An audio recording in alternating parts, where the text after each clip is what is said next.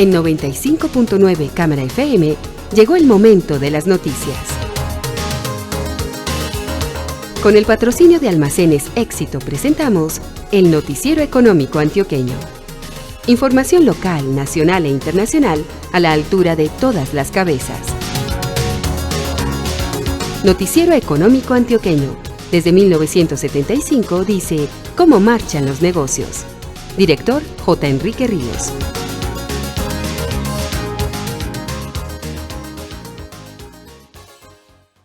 Muy buenos días, bienvenido. Hoy es domingo 1 de marzo de 2020. Esta es la emisión 18.803 que hacemos en nombre de Almacenes Éxito. En Tu Éxito estamos de celebración porque ya llegó nuestro aniversario. Ven a celebrar con nosotros y disfruta descuentos increíbles que no te puedes perder. Te esperamos del 28 de febrero al 15 de marzo. Es el aniversario de Tu Éxito.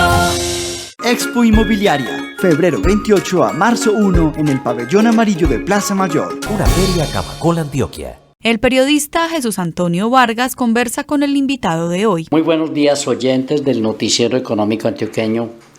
Ya damos hoy inicio al tercer mes del año y resulta de mucho interés conversar esta mañana con el profesor Alejandro Torres García. Él es doctor y es del área de economía en la Universidad de AFIT.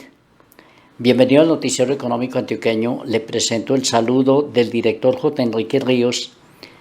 Y profesor, démosle una mirada a lo que está pasando en el mundo. Pues en estos días, en este primer bimestre del año, la economía mundial se dice que se está sacudiendo por efecto de la pandemia o la enfermedad del coronavirus que tanto ha venido afectando a China. Desde lo que ustedes alcanzan a otear, por ejemplo, ¿Qué puede afectar realmente a la economía colombiana, que es una economía chiquita, pero al fin y al cabo conectada de algún modo con ese país y obviamente con las demás naciones? Bienvenido y buenos días. Bueno, muy buenos días a todos los oyentes y muchas gracias por la invitación a tu programa. Paradójicamente, el año 2019 había cerrado relativamente optimista respecto a lo que iba a ser la tendencia mundial, el ambiente internacional, porque ya se había básicamente cerrado un acuerdo comercial entre Estados Unidos y China. Recordemos que esa fue la gran discusión desde que Trump asumió la presidencia en Estados Unidos y que eso había mantenido, digamos, a los inversionistas bastante expectantes y bastante nerviosos respecto a lo que iba a ser el crecimiento económico a nivel mundial. El cierre de esa primera fase de acuerdos de cierta manera generaba un respiro y una tranquilidad en el entorno económico internacional de que íbamos a tener un año quizás un poco más tranquilo. Sin embargo, el 2020 nos recibió con esta enfermedad del coronavirus y efectivamente eso está sacudiendo de manera muy importante los mercados en este momento, porque primero hay mucha incertidumbre respecto a realmente qué tan grande puede ser y qué tan compleja puede ser la situación, pero además de eso porque lo que vamos viendo es que cada vez los datos sobre enfermos y sobre fallecidos son mayores y cada vez en más países del mundo. Entonces lo que está sugiriendo, de hecho la OMS ya lo mencionaba, es que vamos a pasar de una situación de epidemia a una situación de pandemia, es decir, vamos a hablar de que la enfermedad probablemente se va a propagar por todo el mundo.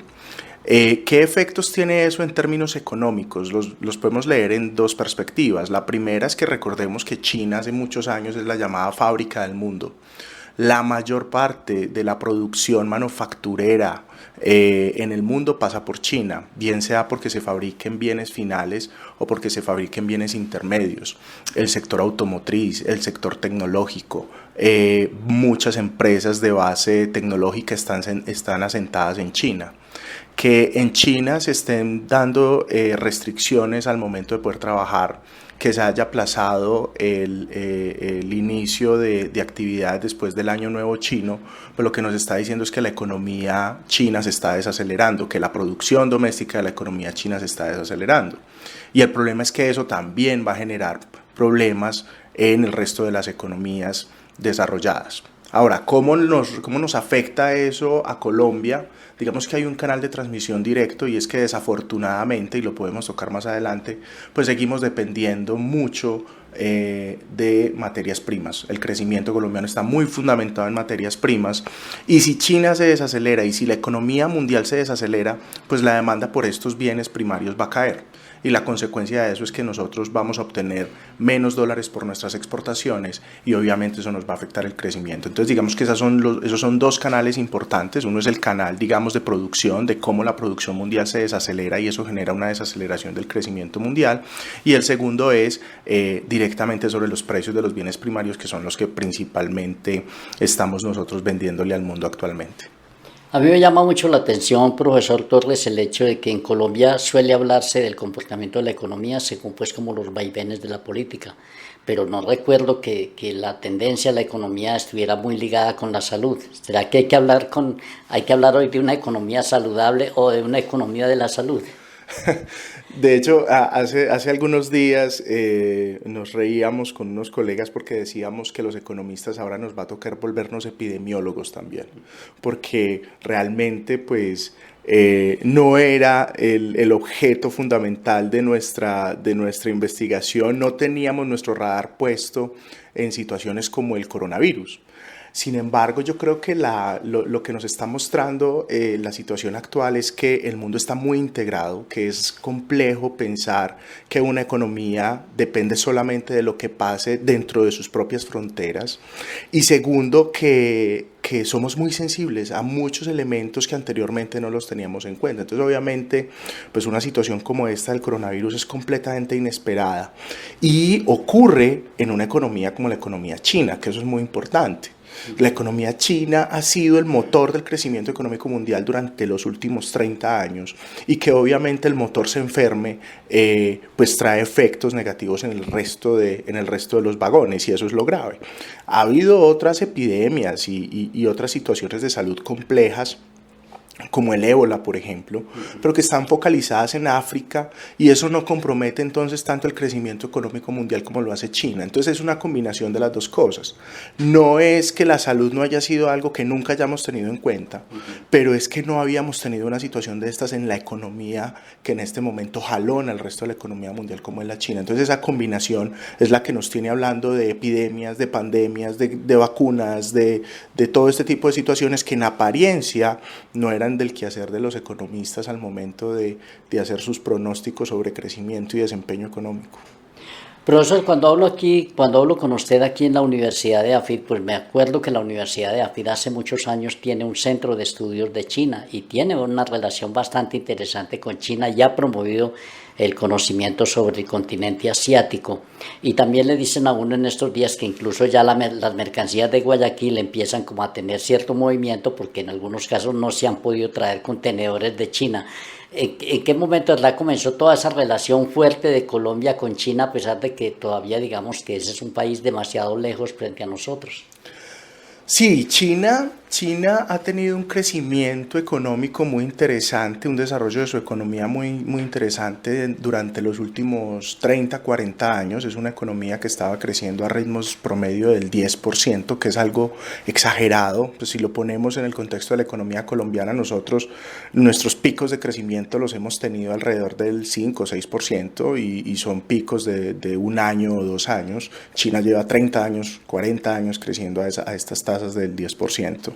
Entonces se volvió un jugador muy importante en la economía mundial, y obviamente pues sus mercancías cada vez llegan a más países en el mundo, incluyendo Colombia. Hay un símil que vale la pena hacer, o una situación que vale la pena recordar, y es lo que era Japón hace unos 30 años. Nosotros empezamos a recibir muchas mercancías japonesas, y eran mercancías en principio de baja calidad, pero que tenían muy buena acogida en mercados como el mercado colombiano, porque es un mercado donde más que calidad privilegiamos precio. Lo mismo está pasando con las mercancías chinas. Las mercancías chinas tienen inundado el mundo, y eso obviamente implica la economía colombiana.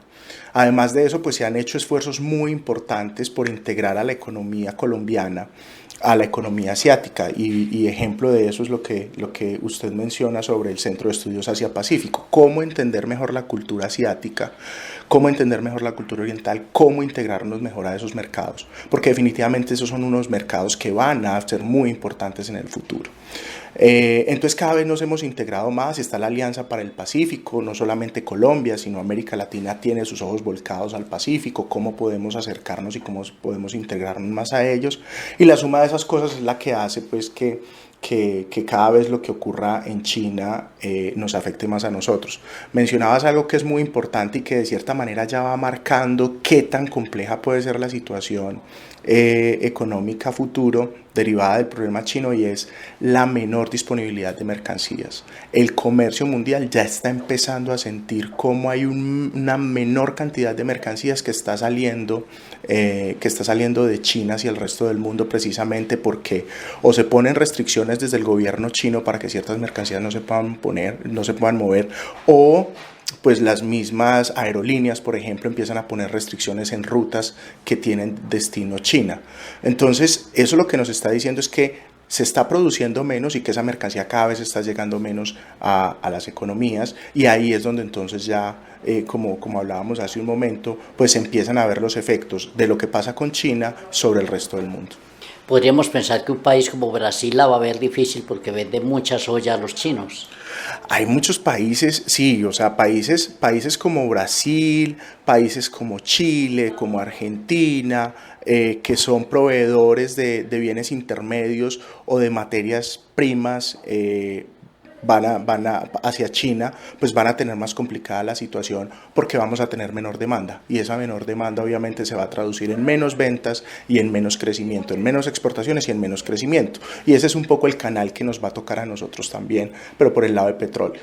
Uno de nuestros compradores importantes es China, y la demanda mundial se está resintiendo, ya lo estamos viendo en los mercados como hay una gran volatilidad en el precio del dólar, porque hay mucha incertidumbre de qué tan fuerte va a ser la caída china y cómo va a impactar eso al resto del mundo. Entonces, por ese canal, no solamente Brasil, sino en general todos aquellos países productores de commodities van a ver, afectadas sus exportaciones por la desaceleración económica de este país. Pasemos a hablar, profesor Alejandro Torres García de la Universidad de Alfi, sobre Colombia. El crecimiento de la economía el año pasado pues fue explicado, tuvo como base el alto consumo de los hogares y el buen desempeño del sistema financiero. Pero ¿cuáles deben ser los motores para que podamos crecer este año, ojalá al 3.4 o más como espera el gobierno? Sí, efectivamente el crecimiento económico colombiano durante el 2019 estuvo jalonado de manera muy importante por lo que fue demanda interna, lo que nosotros llamamos gastos de absorción, es decir, fundamentalmente el consumo de las familias, un poco la inversión de las empresas, gasto de gobierno. Esto es favorable en el sentido de que el mercado interno permitió que la economía colombiana creciera por encima de lo que creció la región. Tuvimos un crecimiento que, comparado con el de la media regional, que fue del 0.5%, pues es un crecimiento muy alto, pero es porque nos estamos comparando con unos enanitos, entonces eso hace que nos veamos muy grandes. Pero la pregunta del millón es ¿cómo hacemos para que ese crecimiento económico se fortalezca durante 2020 y en los años venideros? Que nosotros crezcamos con el mercado interno, con mayor consumo interno, es positivo, digamos, per se no es algo negativo, pero hay que tener, si uno empieza a mirar un poco más las cifras, lo que se da cuenta es que ese crecimiento se ha dado vía endeudamiento. De hecho, el crecimiento de la cartera y de las colocaciones de crédito por parte del sistema financiero a los hogares en crédito de consumo aumentó de manera importantísima durante 2019. Eso nos está diciendo que las familias no es que tuvieran muchos ingresos materializados y que los hubiesen destinados al consumo. Lo que nos dicen es que las familias de cierta manera son un poco optimistas sobre lo que viene a futuro y decidieron endeudarse con el sistema financiero para aumentar sus niveles de consumo. ¿Cuál es la alarma de todo esto? Pues que no podemos empezar a deteriorar la cartera del sistema financiero a costa de si esa materialización de mayores ingresos de las familias se realiza o no. En la medida en que no se materialice ese mayor ingreso de los hogares, pues podemos empezar a ver riesgos en la cartera. Entonces esa es una alarma importante. Es muy válido que crezcamos con demanda interna, pero que eso no vaya a deteriorar el desempeño del sistema financiero. Y lo segundo que es importante es que hay un punto negro en todo esto y es el crecimiento de la industria. Crecimos muy bien en términos de bienes de consumo, crecimos muy bien en demanda interna, crecimos muy bien en todo lo que los economistas llamamos bienes no transables, comercio, transporte, bodegaje. En eso demandamos más porque pues, no se lo podemos demandar al resto del mundo, lo tenemos que demandar domésticamente. Pero el problema es que la industria no crece. La industria creció por debajo del 2%. Y el problema es que la industria es una de las principales jalonadoras de empleo. La industria es uno de los principales sectores en términos de valor agregado. La industria es la que nos puede permitir aumentar y diversificar nuestras exportaciones. Entonces lo que estamos viendo es una economía que no crece y que genera más desempleo, y ese aumento del desempleo está explicado en parte por los sectores que están creciendo. No está creciendo el sector industrial y ahí es donde el gobierno debería ponerse las pilas y empezar a implementar políticas que efectivamente favorezcan el desempeño industrial para que podamos disminuir el empleo y para que podamos ser menos dependientes de estos otros sectores que, si bien impulsan la economía, pues no nos permiten proyectarnos hacia el resto del mundo. Profesor, pero ¿qué es lo que está frenando realmente el crecimiento de la industria? Porque en varios gobiernos se ha hablado de reindustrializar a Colombia. Esa es una muy buena pregunta y yo creo que los economistas no tenemos la respuesta y digamos que todavía estamos lejos de alcanzarla. Pero hay algo positivo y es que estamos volviendo a dar la discusión sobre la industria. Por ejemplo, la ANDI cada vez está más convencida de la importancia de que volvamos a pensar en una política industrial en Colombia. Nosotros tuvimos política industrial en la década de los 60, más o menos hasta la década de los 80, mediados de los 80, y recordemos que a partir de los 90, con la apertura económica, pues se desinstaló todo lo que nosotros podíamos entender como política industrial, es decir, procesos de planificación premeditados del gobierno, con el fin de desarrollar ciertos sectores que se consideren estratégicos, etcétera, etcétera. Y lo que hicimos fue entregarle todo al mercado. O sea, que las fuerzas del mercado decidieran dónde iban a invertir los empresarios, cuáles eran los sectores más promisorios, y que simplemente por oferta y demanda pues se desarrollaran algunos sectores y se dejaran marchitar otros sectores. Creo que el primer elemento que hay que tener en cuenta es que la mayoría de los países que han hecho un tránsito exitoso de ser economías primarias, como es la economía colombiana, a economías industriales, han tenido una política industrial. No estamos hablando de una política industrial intervencionista como fue la política de sustitución de importaciones de los 60 y de los 70, pero sí estamos hablando de políticas deliberadas de promoción y de apoyo a sectores estratégicos. Eso lo hizo Japón, eso lo hizo Corea, eso lo hace China en este momento. Y la pregunta del millón es ¿por qué nosotros no abrimos esa discusión nuevamente y empezamos a pensar cómo reindustrializar a Colombia? Y en el caso de Medellín, por ejemplo, es muy importante cómo reindustrializamos a Medellín, cómo reindustrializamos el Valle de Aburrá. El segundo elemento está asociado a algo que se llama la enfermedad holandesa y es cómo el surgimiento de un sector extractivo puede comenzar a minar el desempeño del sector industrial.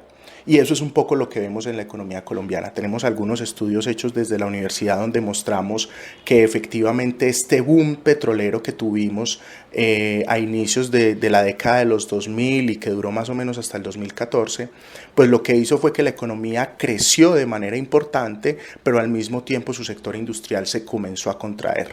Y uno de los elementos críticos de todo esto es que una vez se terminó ese boom de commodities, ese boom de los precios del petróleo, pues no es tan fácil recuperar la industria. Entonces lo que estamos viendo es que la industria tiene unas condiciones aparentemente más favorables y sin embargo no es capaz de crecer, porque el sector extractivo, digamos que ya generó un cambio muy fuerte dentro de la estructura de la economía colombiana. Y eso lo que hace es reforzar la idea de que necesitamos volver a mirar a la industria y tener un pensamiento más estratégico respecto a la industria. Solamente un dato para que nosotros recordemos un poco la situación de la industria en estos últimos 15 años. El dólar llegó a estar a 1.800 pesos y los empresarios estaban muy preocupados porque con un dólar a 1.800 pesos era muy poco lo que ellos podían exportar y muy poco lo que podían ganar de las exportaciones. Estamos hablando de que prácticamente el dólar se devaluó en un 80-90%, estamos hablando de dólar a 3.400 pesos, durante los últimos 4 años y no hemos tenido repunte de las exportaciones industriales. Eso lo que quiere decir es que dentro de la estructura del aparato productivo colombiano están ocurriendo una serie de situaciones que hacen que la industria no crezca ni siquiera en entornos que aparentemente son muy favorables para ellos. Y esa debería ser la pregunta fundamental.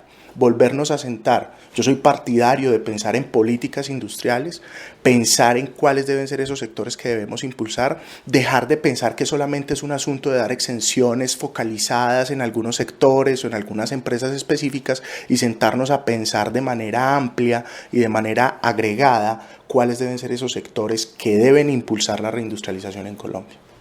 Profesor, ¿cómo entender la situación fiscal de Colombia cuando se habla de reformas cuyos efectos no son duraderos?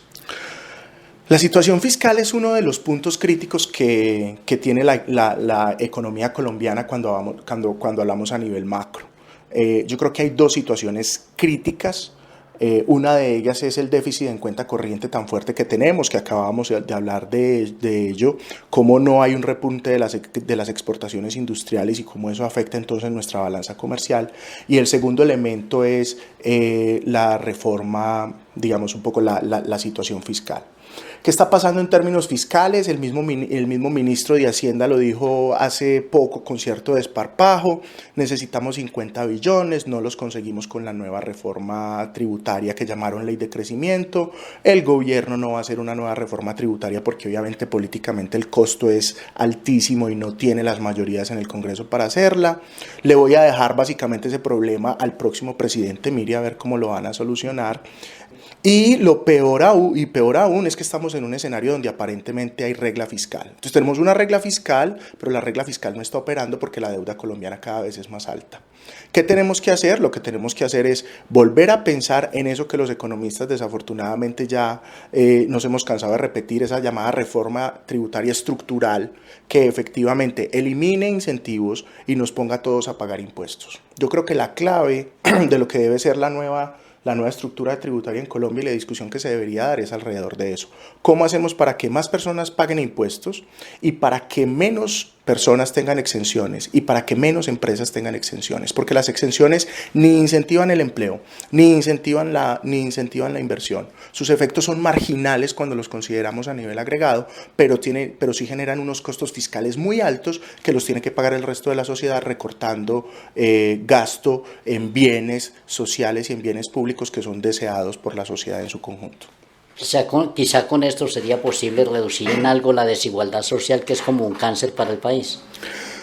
Sí, yo creo que si Colombia comienza a pensar en el largo plazo, no solamente es un problema de quitarle impuestos, de quitarle rentas a los que más tienen y dárselas a los que menos tienen de manera asistencialista, que es como nos quieren vender y satanizar algunas veces las reformas.